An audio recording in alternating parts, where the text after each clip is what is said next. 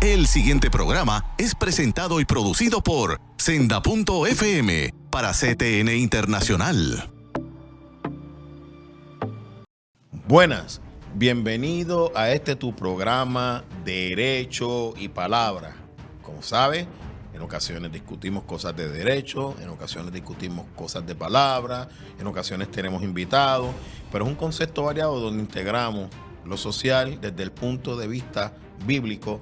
Hoy estaremos hablando un tema relacionadamente con la palabra y el tema que hemos escogido es ¿en qué creemos? Hoy en día todos nosotros queremos un avivamiento, pero no un avivamiento sencillo, sino un avivamiento poderoso.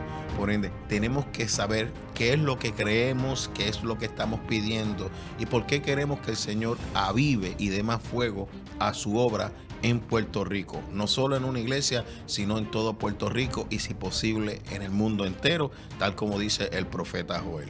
No te vayas, volvemos en breve.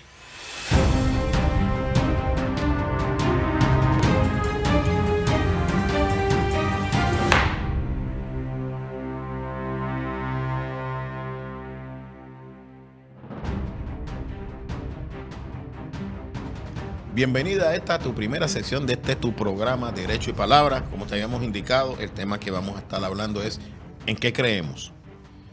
Una de las cosas más interesantes que encontramos en la Biblia es que la muerte de Jesús provoca que sus discípulos se escondan con miedo. Y una de las historias más interesantes de ese proceso de resurrección, por lo menos para mí, en estos tiempos no ha sido las mujeres que encontraron la tumba vacía, la relación de ellas con Jesús, sino un hecho bien importante que encuentro un paralelismo o una concurrencia muy interesante con el diagnóstico que he podido hacer a la vida de la iglesia en Puerto Rico en los últimos años y las tendencias que revelan y me preocupan y me cuestiono, ¿realmente nosotros los cristianos sabemos en lo que creemos?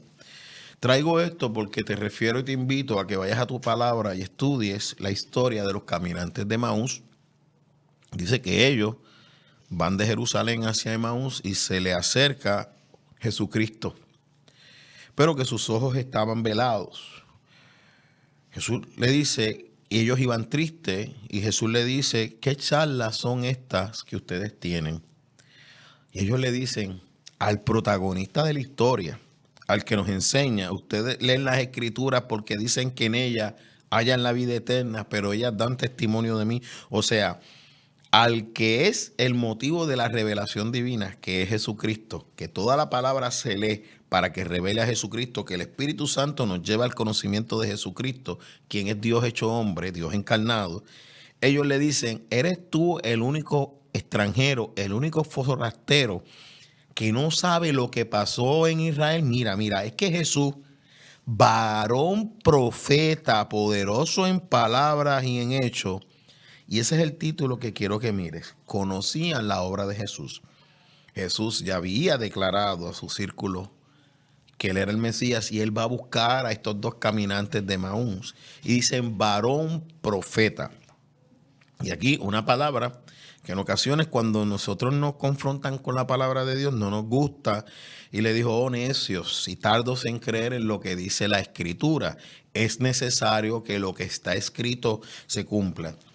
Y aquí yo quiero que nosotros evaluemos cómo en ocasiones Jesús tiene que confrontarnos y sacudirnos de una manera no tan elegante como quisiéramos.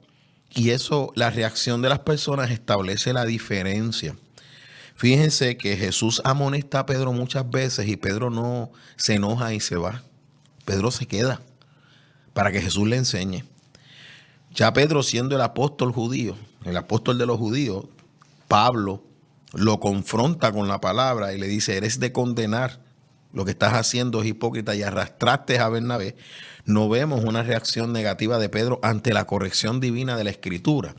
O sea, que la persona que está en la búsqueda de la revelación del evangelio no se siente incómodo cuando el Espíritu Santo le dice, oye, ese no es el camino. ¿Saben por qué?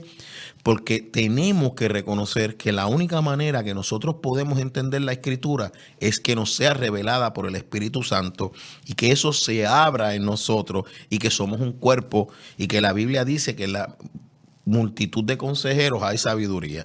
Por ende, tú tienes que entender que en un momento determinado el Espíritu Santo te va a confrontar y te va a decir, estás ignorando las Escrituras y las estás leyendo mal. Las Escrituras dan testimonio de Jesús. Si tú no lees la Escritura que te dé testimonio de Jesús, probablemente todavía pensando que creemos en Jesús como Dios, estamos creyendo en Jesús como un poderoso profeta, un poderoso Dios de milagros, un poderoso Dios de proveedor. Pero cuando vamos con detenimiento, vemos a un Jesús que aún con el cansancio físico, con hambre, con incomodidad, se acerca a una mujer que no debió haberlo hecho porque era socialmente condenable y políticamente condenable y le dice, estoy buscando verdaderos adoradores en espíritu y en verdad. Por ende, ¿por qué se acerca a estos discípulos en el camino de Emaús? Dice que él empieza a abrirle la palabra y empieza a hablar con ellos. Y dice que los trae desde el principio. Yo decía, wow, qué estudio bíblico maravilloso que Jesús le está diciendo a estas dos personas, creo que son dos si no me equivoco, cómo la Escritura decía que él tenía que morir. O sea, lo que le está diciendo a esta gente, si tú no entiendes que Jesús tenía que morir y que en esa muerte hay un propósito porque no había manera de evitarlo, tenía que cumplirse porque dice, lo que está escrito se tiene que cumplir. Y eso nos confronta. ¿Por qué nos confronta? Lo veremos en la segunda parte del programa. No te olvides de orar para que no se me borre de la mente qué pasó en la cruz del Calvario con los dos ladrones. Ahora bien, dice que Jesús les abre las Escrituras y cuando se va a ir, imagínense si eso era glorioso, que ellos le dicen, no te vayas, quédate con nosotros. Y Jesús se queda. Y dice que cuando partió el pan, ellos reconocen a Jesús. Se dan cuenta que es Jesús. Y dice que Él desaparece de su vista. Y ellos dicen, no ardía nuestro corazón mientras nos abría las Escrituras. O sea que cuando nosotros vamos a la Escritura, para que Jesucristo nos sea revelado, comienza a encenderse dentro de nosotros un fuego porque la estamos leyendo como se tiene que leer. Y dice que inmediatamente se levantaron y volvieron a Jerusalén a llevarle la noticia a los discípulos. O sea, unos caminantes que iban tristes, que entendían que todo se había perdido, se encuentran con el Jesús resucitado, que lo primero que le enseña no es el poder de la resurrección, sino la necesidad de que el Cristo padeciese. Y allí quiero llevarte a Filipenses. Nosotros a veces hablamos de la humillación de Jesús en la cruz del Calvario, pero se nos olvida que el apóstol Pablo nos enseña, y en la palabra está enseñado, que Jesús se humilló a sí mismo siendo Dios, tomando forma de hombre. O sea que la primera humillación que tiene Jesús con nosotros es que se hizo hombre renunciando al lugar que tenía en los cielos, desciende a la tierra, renuncia a todo lo que tiene allí y viene todo hombre.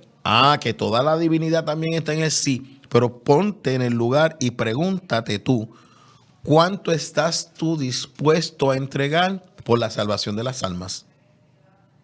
¿Cuánto estás tú dispuesto a hacer para que la gente se salve? Porque al Dios en quien creemos, nos amó tanto y tanto y tanto que se humilla a sí mismo y siendo igual a Dios se hace hombre. Desciende a la tierra, nace del vientre de una mujer, nace bebé totalmente dependiente de los cuidados de José y María bajo la protección de la sombra de Dios. O sea, que empecemos a preguntarnos en qué creemos. Estamos claros que el nacimiento de Jesús, ya Dios se estaba humillando por amor a nosotros. Ya Dios comienza a ponerse por debajo de nosotros porque Jesús cuando nace lo primero que hacen es tratar de matarlo. Es como le dijo a Pilato en un momento, si yo orara, vendría una legión de ángeles y me libraría de ti. Pero eso no es lo que está escrito. Ese Jesús, Dios, en el momento de la cruz, dice: Padre, si es posible de mí, si es posible, pasa de mí esta copa. Y eso nos revela un principio. Cuando Pablo dice: con Cristo estoy juntamente crucificado, es que en ese momento de encontrarte con la cruz, en ese momento de ir hacia la cruz, probablemente tu carne se resista porque sabes que conlleva un acto poderoso de humillación, que es renunciar a tu humanidad, renunciar a tu criterio, reconocer que eres pecador, que tú por tus propios medios no puedes alcanzar la salvación y que es necesario que tú aceptes el sacrificio de Jesús. Y entonces, para llegar allí, nosotros los creyentes tenemos que pedirle a Dios: Señor, ayúdame cada día a llevar tu cruz. Yo recuerdo una experiencia que tuve, que a mí me sacaron del puesto ejecutivo que tenía y me hicieron caminar por un pasillo porque no me ayudaron en la mudanza y me llevaron a una oficina que estaba llena de basura, una oficina que estaba llena de porquería, que no estaba organizada, que los escritorios ni funcionaban. Y cuando yo iba por el pasillo, siendo ya cristiano, le dije al Señor: Señor, yo me voy. Hacen esto para que renuncie. Mire, yo me voy porque me están humillando. Esto es una falta de respeto, porque lo han hecho adrede para que todo el mundo vea mi humillación. Y de repente vino esa convicción donde mí decía: a mí me hicieron más que a ti y yo no me quité. Eso a mí me dio fuerza. Llegué al sitio donde estaba. Para mi sorpresa, los empleados de esa agencia, que era una dependencia de la universidad, comenzaron a ir donde yo estaba y en 2 días tenía 3 computadoras, 2 escritorios y mi oficina era más grande que la oficina del jefe de la división. Y Dios me dio la bendición que cuando me fueron a buscar para que hiciera el trabajo que hacía, yo pude decir no, porque ya tú me quitaste las funciones, ahora yo tengo otras. Pero ese día yo entendí que en ocasiones la humillación es necesaria para poder alcanzar la gloria y poder decir con todo el corazón: consumado es, mi orgullo ha sido sometido al servicio. Y Dios me dio la bendición de proteger el trabajo de 150 personas que estaban a punto de quedarse en la calle. No te vayas, continuamos en breve.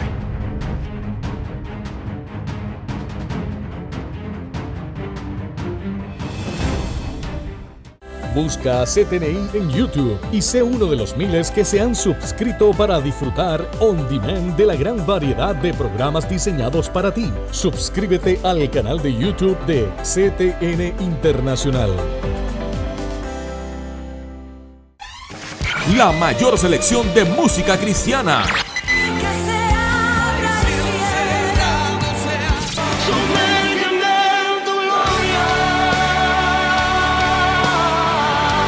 La mayor selección de música cristiana. 24 horas la tienes aquí en Senda FM. Sonido que levanta y restaura.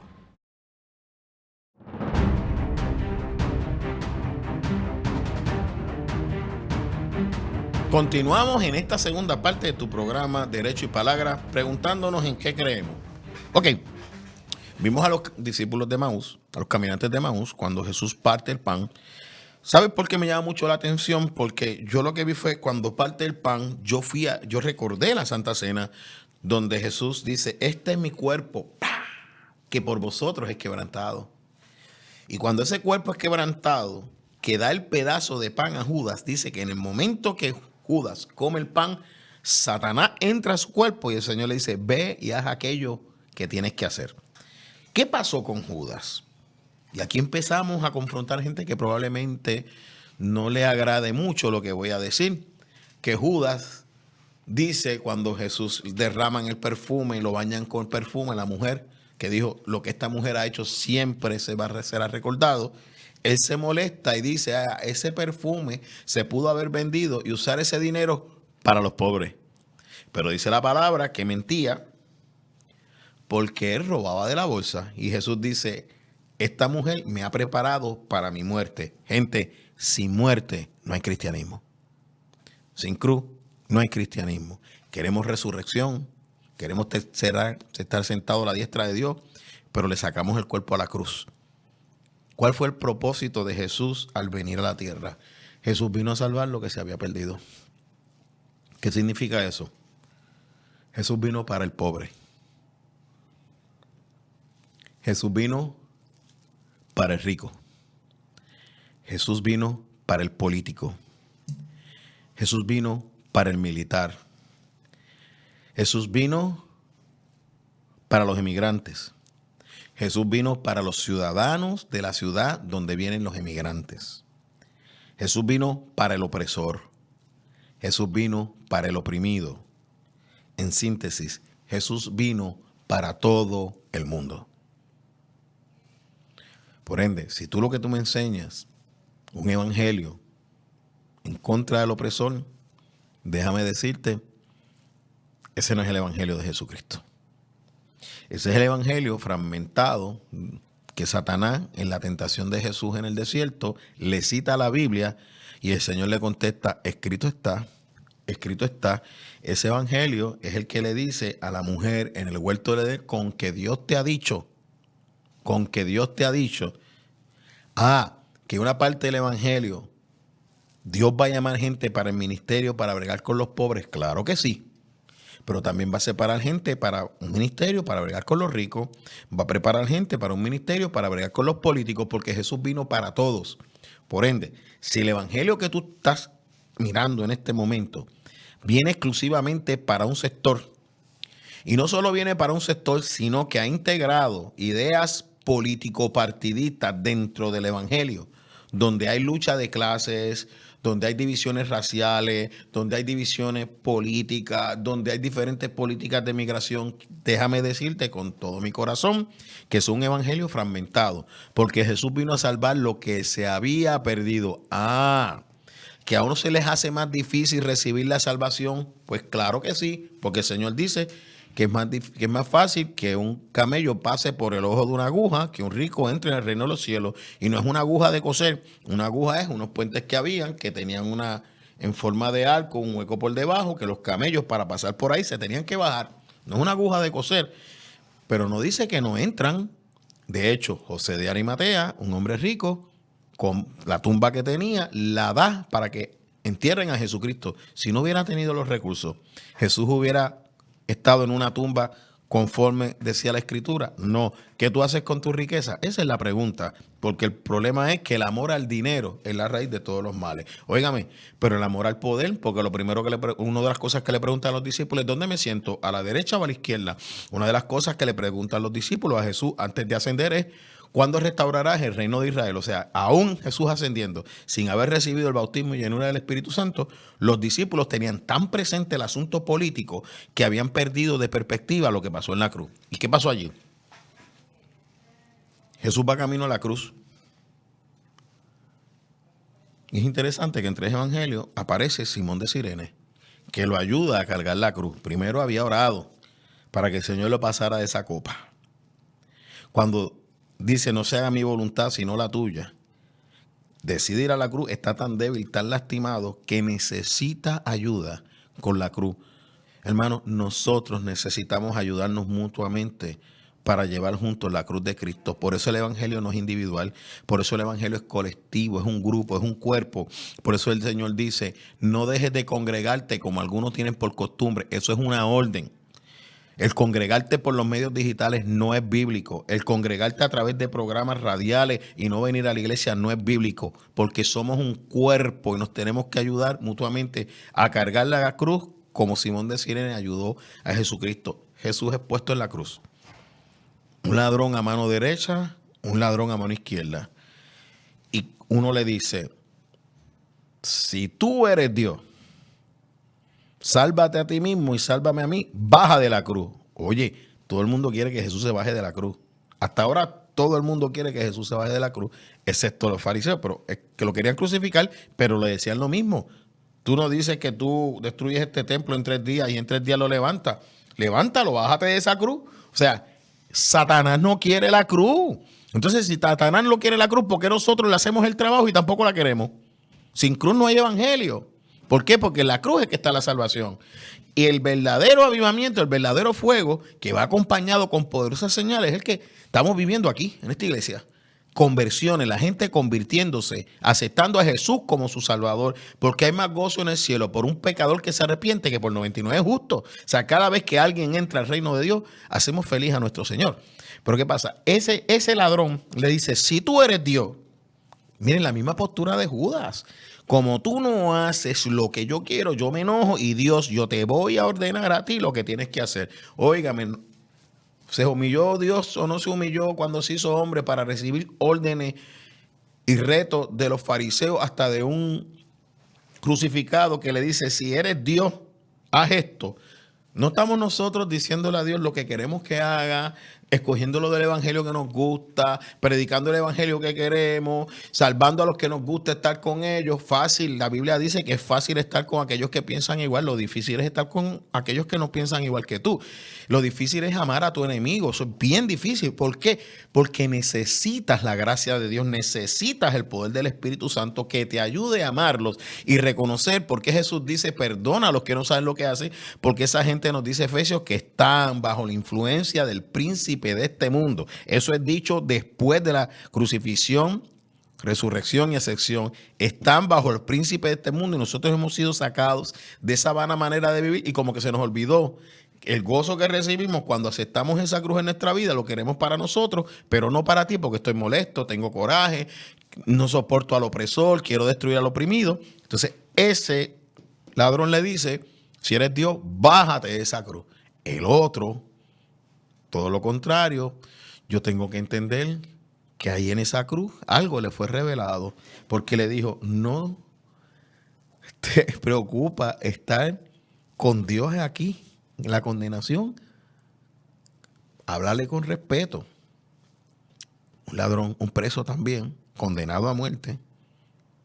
Oramos nosotros por los condenados a muerte para antes de que lleguen a ver si tienen una experiencia con el Señor y son salvos en el último momento de su vida. No importa lo que hicieron, ese perdón está disponible. El problema es que no lo queremos perdonar porque nos lastimó. Pero eso es otro tema. Porque perdonar en estas circunstancias difíciles. Pero este ladrón en la cruz le dice, Señor, acuérdate de mí cuando vengas en tu reino. Él sabía quién era Jesús y sabía que Jesús iba a volver, conocía la palabra. Por ende, este ladrón recibe una palabra y dice, desde hoy estarás conmigo en el paraíso.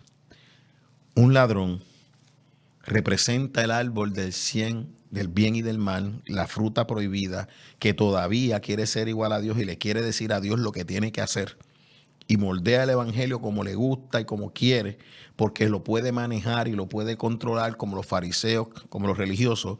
Y el otro representa el árbol de la vida, que no le interesa el conocimiento humano, sino que le interesa el conocimiento de Dios, que es mucho mayor, es mucho más amplio. Por eso Salomón es bendecido cuando pide sabiduría.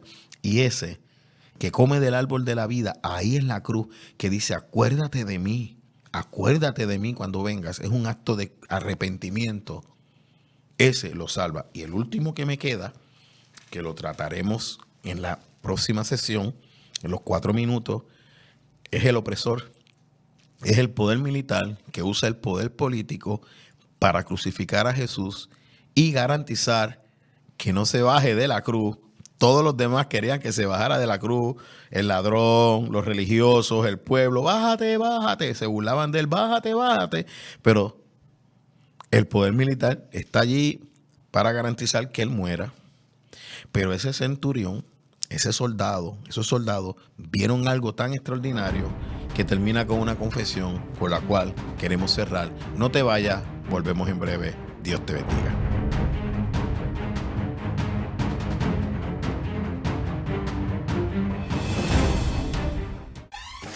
La mayor selección de música cristiana.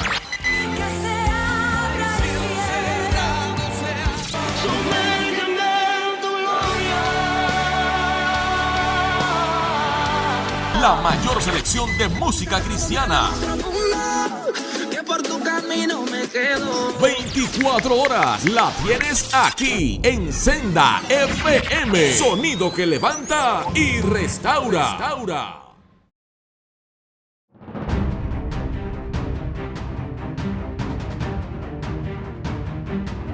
Volvemos a retomarlo. Un ladrón le quiere decir a Dios lo que tiene que hacer. El árbol del bien y del mal, el árbol de la ciencia, sabe Dios que cuando comas de este árbol serás igual a Dios. Si tú te consideras igual a Dios, pues entonces tú quieres darle órdenes a Dios y tú quieres interpretar y predicar el evangelio que tú entiendes, que te gusta, que tú recibes, que es el que tú quieres. El otro ladrón, el árbol de la vida. El que el Señor dice, vamos a sacar al hombre del huerto, no voy a hacer que coma del árbol de la vida y no muera. Pues este recibirá la muerte terrenal, pero el Señor le dice, desde hoy estarás conmigo en el paraíso. Sencillo, Jesús es Dios, es lo mismo. Misterio, pero sencillo a la misma vez, porque Él lo dice y como Él lo dice, así fue. Ese día estuvo con el Señor en el paraíso. Porque Él lo dijo, como le dijo a los caminantes de Maús, está escrito, si no lo quieres creer, entonces eres un necio. Perdona, eso dice Jesús allí, ¿no? Entonces, este hombre en ese momento es salvo. Pero hay un soldado que cuando Jesús muere, que clama a gran voz, Padre, en tu mano encomiendo mi espíritu.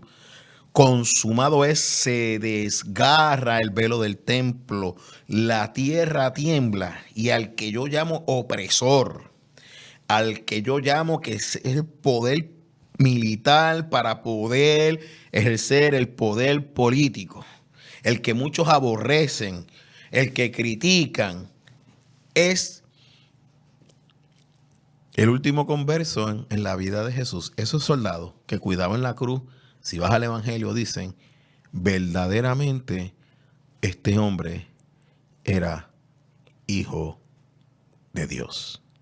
Porque a Jesús lo sentencian a muerte porque siendo hombre dijo que era igual a Dios. Y hoy en día dice la palabra que todos aquellos que creamos en su nombre somos hijos de Dios. Solamente los que creamos en Él. Hoy leí una persona que dijo que Jesús dijo que todos éramos hermanos. Y eso no es correcto, porque a algunos le dijo, ustedes son hijos de vuestro padre el diablo. La única manera de ser hermanos de Jesús es ir a esa cruz, levantar en admiración y reconocer que Jesús se humilló, se hizo hombre y murió en la cruz del Calvario por amor a mí. Y ese muestra de amor que yo no me merezco, ese grito triunfante, lleno de agonía y de dolor, del Dios mismo diciendo, Padre, me has desamparado, o sea, sentirse sin la conexión del Padre donde siempre habían estado juntos. En ese momento, el centurión, al que algunos llaman el opresor, fue el último en la vida de Jesús antes de la resurrección, que dice, verdaderamente este hombre era hijo de Dios. Por ende, quiero cerrar con esta pregunta. ¿Realmente sabemos lo que creemos? Porque Jesús vino a salvar lo que se había perdido. No vino a una lucha de migración, no vino a una lucha política, no vino a una lucha económica, no vino a una lucha de clases. Interviene.